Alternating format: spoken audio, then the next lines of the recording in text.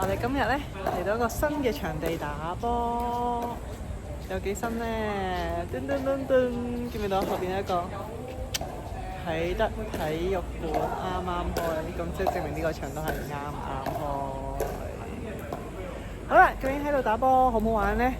轉頭你就知㗎啦，我會影多少少風水俾大家睇。